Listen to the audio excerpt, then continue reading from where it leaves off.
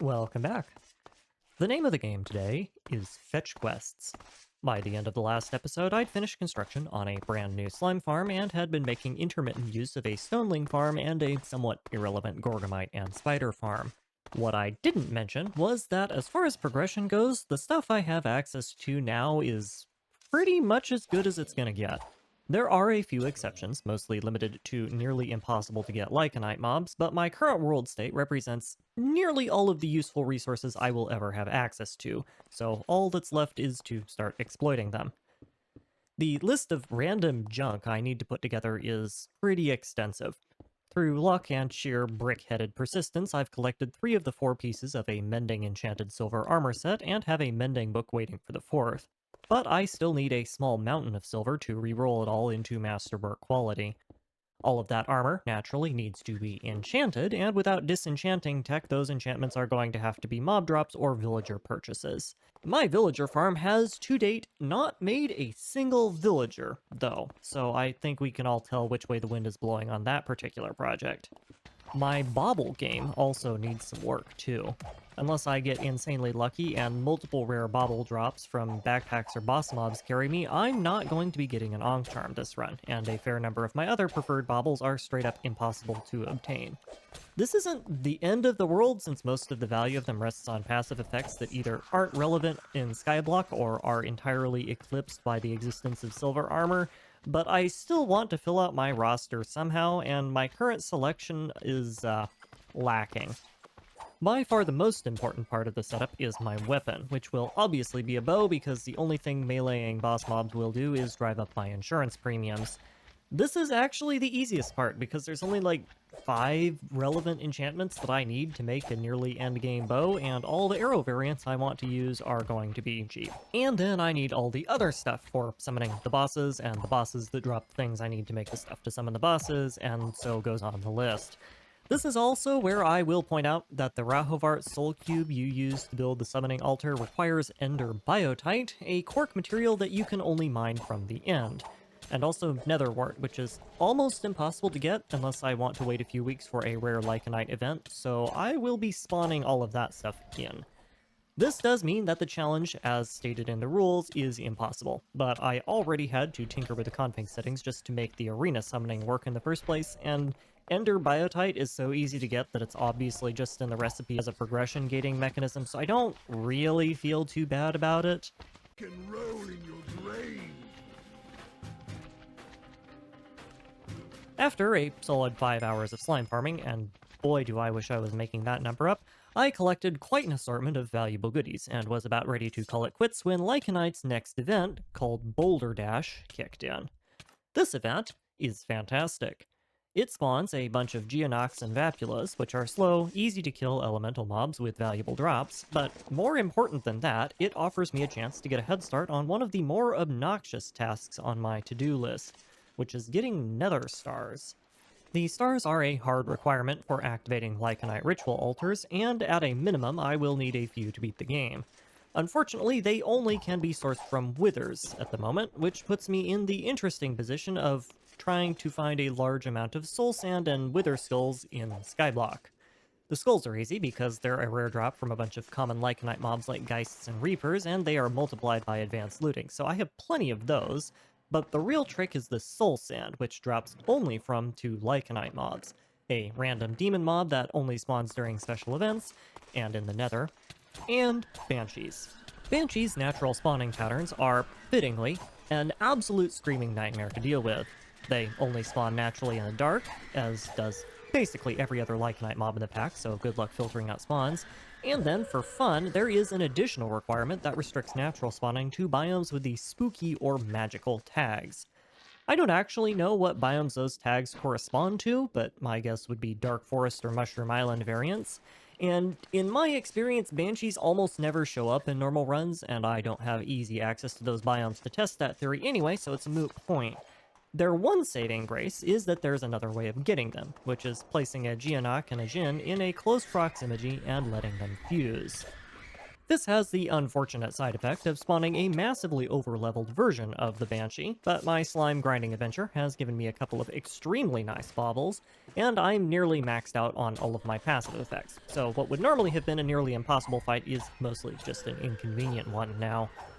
I'm able to successfully combine 3 Banshees and kill them before the Geonox finish spawning, netting myself a whopping 5 soul sand in the process.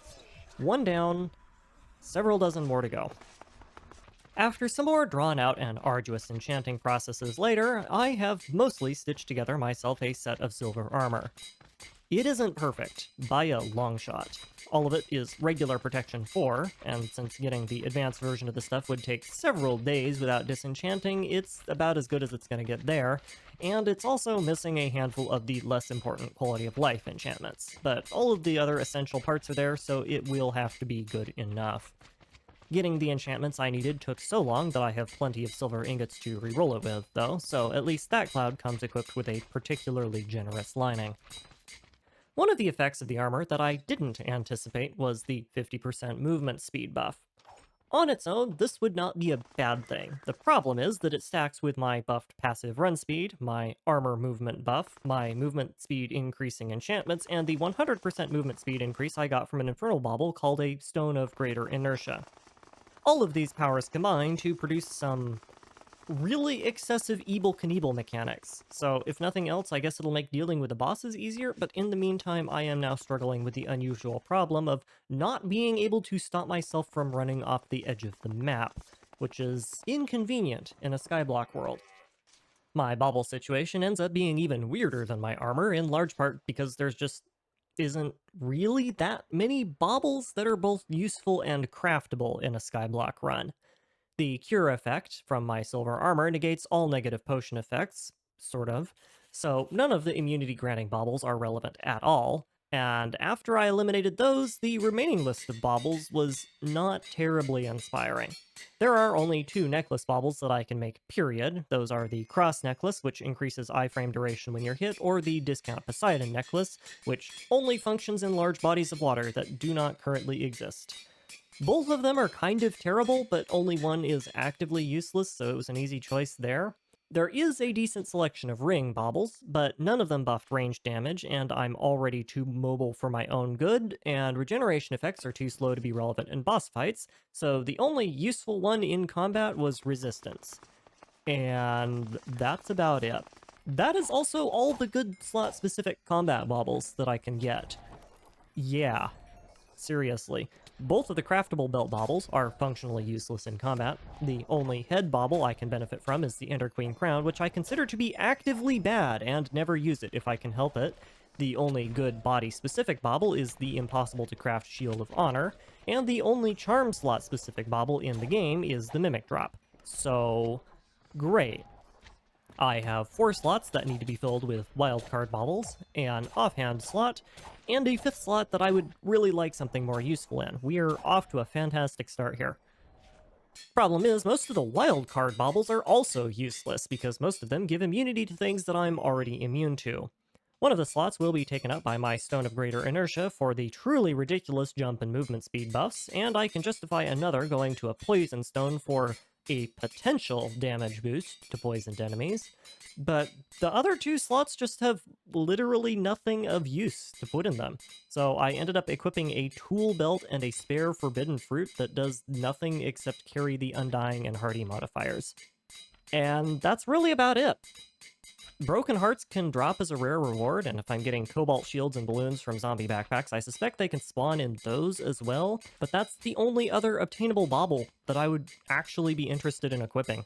I played around a bit with the idea of trying to farm out fire resistance potions from witches to make an obsidian skull, because again, remember, I don't have netherwort, and did not meet any real success there. The Obsidian Skull grants partial fire damage resistance, extinguishes lit fires on the holder, and can be crafted together with my Cobalt Shield to save bauble space, so it would be a so-called free space upgrade. But the whole project was a waste of time in retrospect, because even if I had gotten it, almost nothing in the game deals pure fire damage, and even if something did, the fire resistance effect from an enchanted golden apple is just objectively better. So the bobble situation might not be looking too hot, but my weapon setup is surprisingly optimistic. There isn't any bow that benefits from golden osmosis, so I instead make a diamond one to jack its durability up as much as possible. Dragon bone is technically viable here because there are ways of getting wither bones, but the only source of dragon bone itself is digging through dirt, and that would make re-rolling the bow utterly miserable. My melee weapon of choice is the usual set of nunchucks, which again are made of diamond for the same reasons as the bow. The golden variant does benefit from osmosis, but I have mending books to spare by this point, and I won't be getting the damage boost from wearing a gold armor set, so there isn't really any good reason to not switch over.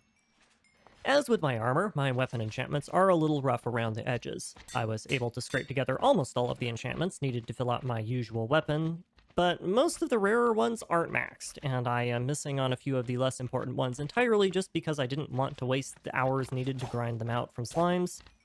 Note disenchanting means that I no longer have the luxury of stacking up weak enchanted books on a disposable bit of gear and laundering them through a disenchanter to reset their XP costs, so the enchanting costs stacked up quite a bit faster as well. None of this worries me on a combat level, since I won't be whipping out a ruler and having a measuring contest with the entire contents of the Lost Cities dimension, and I have plenty of upgraded potential books from random mob drops. But there is very much an air of cost cutting here that my last run didn't have. And so, 33,000-ish slimes later, my gear is complete. Mostly. The baubles and enchantments is as good as they're gonna get, at least. There are some consumables that I can craft that might help things along a bit, and my bow could use a touch of re-rolling, but other than that, I'm as stacked as I can reasonably be, short of a very lucky Lycanite spawn event or suddenly tripping across a new game mechanic I wasn't aware of. Next on the docket is stoneling farming. As much as I would love to use all of the ridiculous modded arrows in the game, the best arrow type by damage output is the plain old boring diamond-tipped ones from Spartan's weaponry, and they are rather expensive. Altar summoning is also surprisingly diamond-intensive as well, so guess what I get to do for the next hour or so. Arachnophobia! Eight-legged terrors! Lycanites naturally has other ideas. Arachnophobia is not useful to me in any way, and makes me waste an entire night spanking spiders with my exceedingly over-enchanted nunchucks instead of farming the stonelings that I came here for.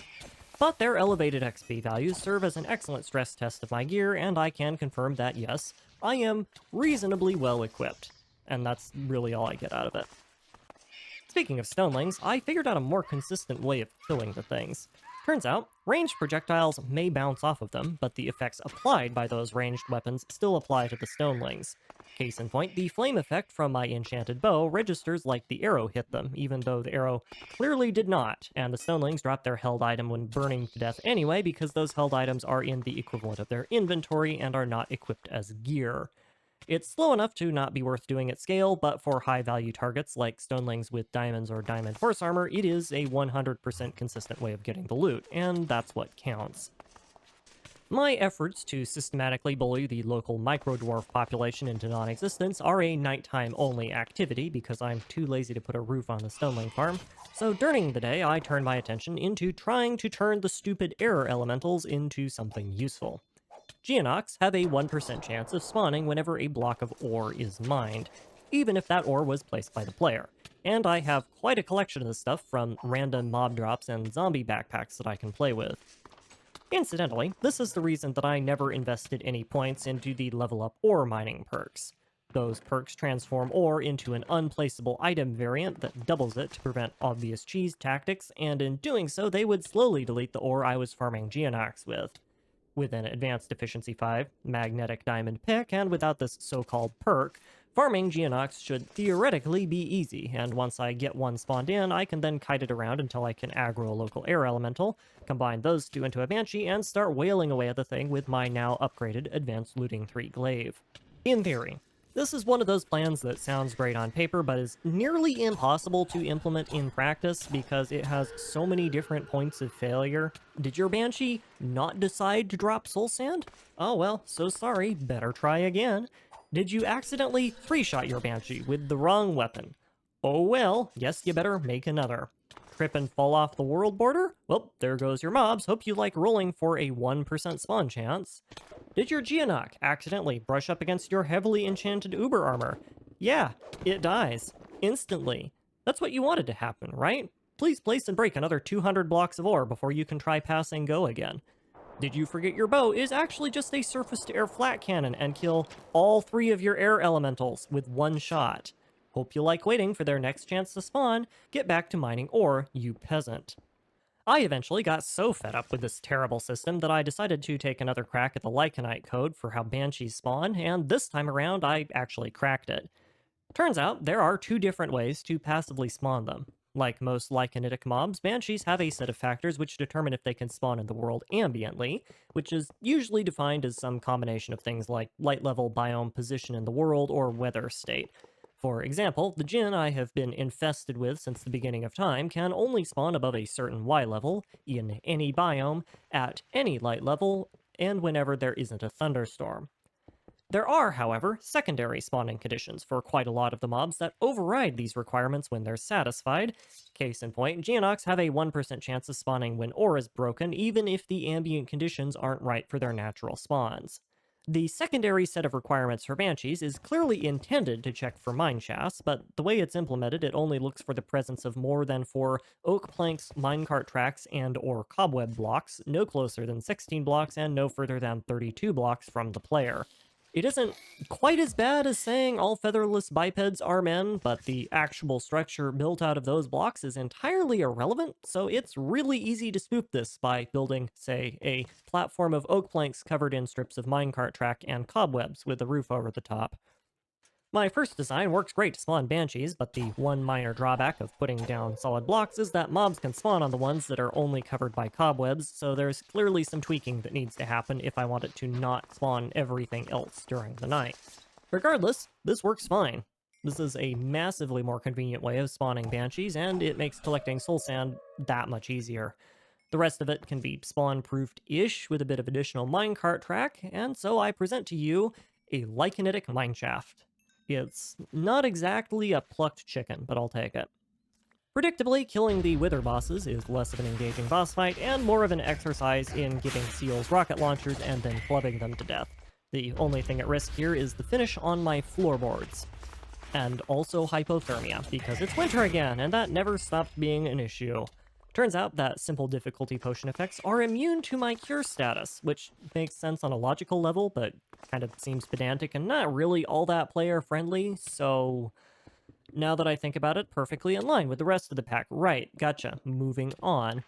The first boss I need to summon is something called an Ebon Cacodemon, also known as a giant ball of demon poopy that would normally have a heroically annoying attack that shuts down ranged offense if I weren't immune to it. Turns out that summoning this thing deletes the surrounding terrain, though, and they despawn if you get out of range of them, so there goes that soul key. Righto, let's try this again, but without the impromptu extreme home renovation project, shall we? I said without the impromptu extreme home renovation project. Thank you oh so very much. If you ignore the flying angry death skulls that it spawns, cacodemons are pretty chill. One arrow with Advanced Punch 2 turned the thing into a golf ball and yeeted it out of aggro range, and with a clean approach I can then run up to it and nunchuck it to death in about 5 seconds flat without worrying too much about environmental damage. Demon Stone yet. And with the Demon Stone acquired, it's Rahavart time. The Soul Cube for Rahavart requires Ender Biotite, which, as mentioned earlier, is impossible to get with this rule set. It also requires a block that needs Netherwort to craft, which is a bit more dicey. It is possible to get Netherwort from a mob that spawns during the Hill's Fury Lycanite event, but I got that event so early on in the run, the only thing I could really do was jump in the void and hope my island didn't blow up, so farming some out really wasn't a priority. Rather than wait around for a few Minecraft years until the event cycles around, I decided to just spawn the cube in wholesale and pitch the soul stone into the void as payment, because I have a life to live. And, if you look carefully, you can see where I missed a dragon, where I was scrubbing the map. Hi dragon, how are those wings holding up? Anyway, I would love to say I have a high-level, well-thought-out plan for how I'm going to deal with what is supposed to be the third most dangerous boss in the game, but, well, no, actually, I don't, because I don't need one. My entire strategy was to summon the dude, run to the edge of his arena, tunnel into it like a coked up termite, and then spend 30 seconds turning his metaphorical family jewels into literal ones via high velocity diamond injection until he falls over and gives me his lunch money.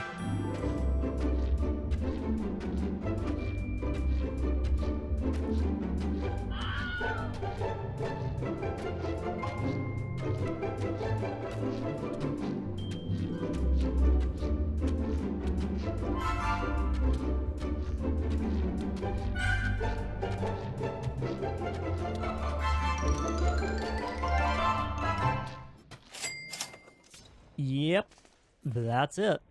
Throughout the course of the fight, I took maybe 2 hearts of damage, and that was entirely due to my chronic case of hypothermia. The boss and his ads didn't get a single hit on me until I went out and started melee killing them to see if they had any useful drops, and I could have literally done this in my birthday suit and nothing would have changed.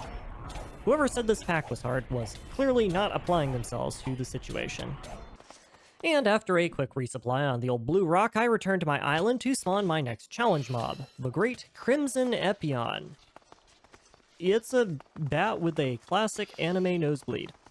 Yeah, not really a challenge.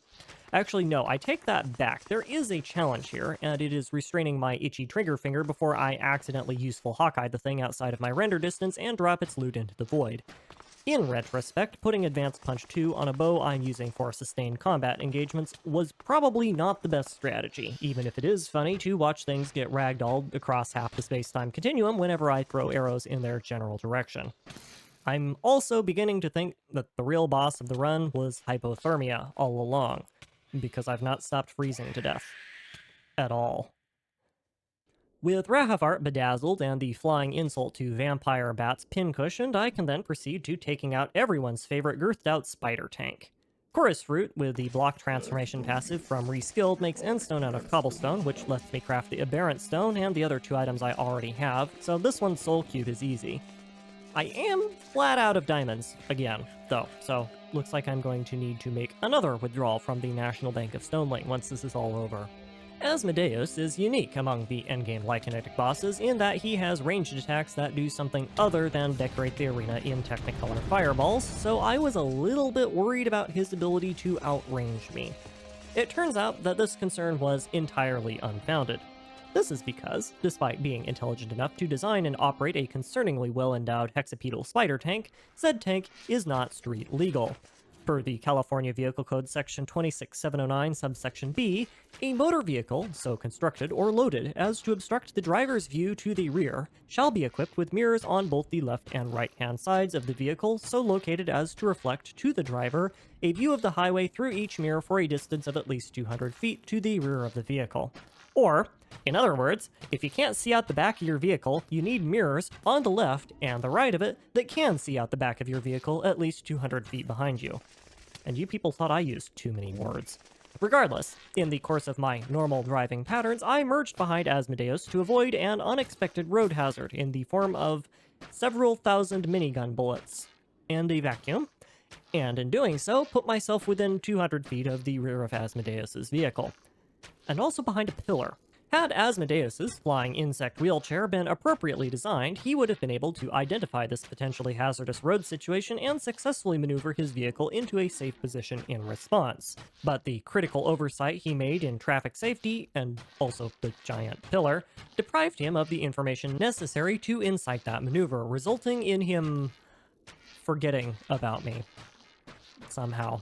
Yeah, it turns out operating a mobility device with a 20-meter wide footprint has some unintended weaknesses, and one of those is the complete inability to target a player when they are camping behind a pillar taking pot shots at your kneecaps.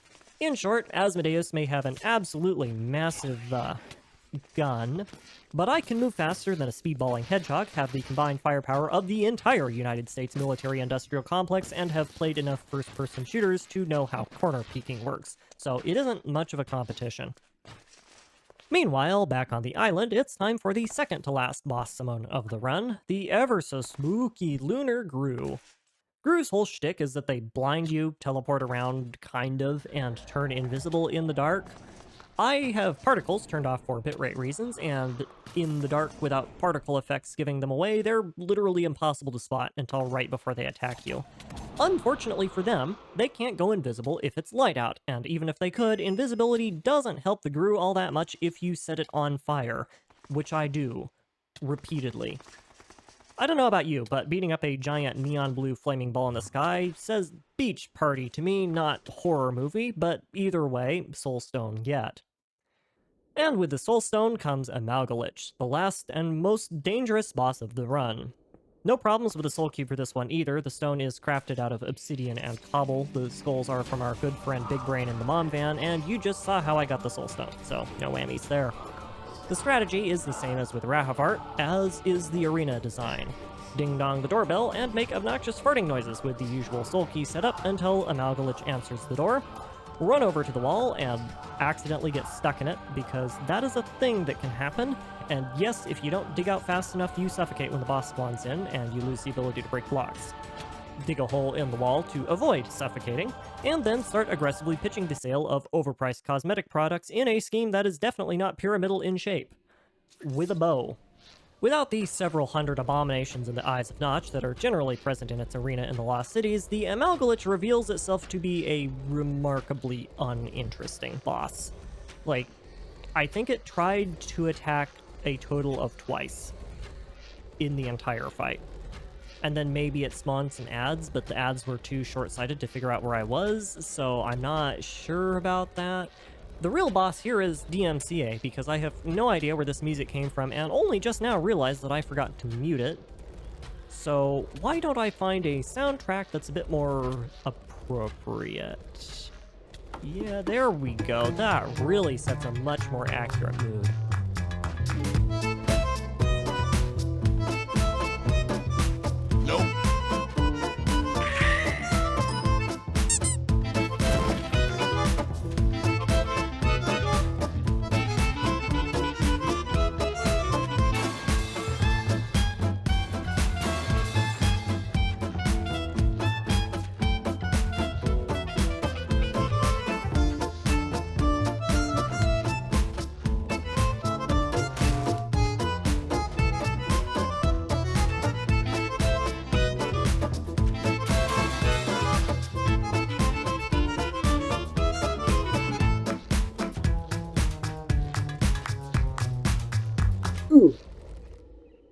And so, after accidentally running into a small quantity of approximately 72,000 arrows in sequence, the Amalgalich trips over its own feet, drops its wallet, slams the door in my face, and returns home to whatever dimension it came from.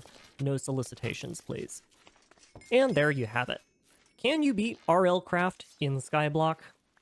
Theoretically, yes, but you're probably better off skipping over to the Nether and ignoring the Skyblock part entirely. You also have no way of killing Asmodeus without access to the end, so you will need to regenerate the chunk with the end portal in it using a 7-year-old chunk reversion tech that is probably not very well documented, but it is possible. Can you beat RLCraft with my rule set, though? Not a chance, not unless you fix the arena spawning and spawn in Ender Biotype. The official blame for this falls at the feet of the Ender Biotype, but unless you get really, really lucky, getting the Netherwort will also require multiple days of real-life playtime to stall until the right Lycanite event comes along, and that doesn't help either, so as far as I'm aware, the rule set is impossible. Still makes for some fun challenges, though. And I think that's where we will leave it. Before you leave, some administrative stuff. A couple of people wanted to try the world for themselves but couldn't generate a map, so I included a download of the starting world in the description of all 4 of the videos I did on this challenge. It's intended to be run on the most recent version of RLCraft, but there is so little going on with the map that it should be backwards compatible with basically everything as long as you tell the game to ignore errors and load it anyway. For all the new people who showed up thanks to these videos, hi, hello, welcome. You should stick around and check out my other stuff, because doing this challenge in GregTech New Horizons has already taken 7.5 times as long and is still ongoing. RLCraft is, as always, an absolute pleasure to grind into dust, and I have a couple more extraordinarily unpleasant ideas for what I can do with it in the future, so it will probably be back in the rotation within a couple series' time or so. For now, though, thank you for your time, and I hope you enjoyed.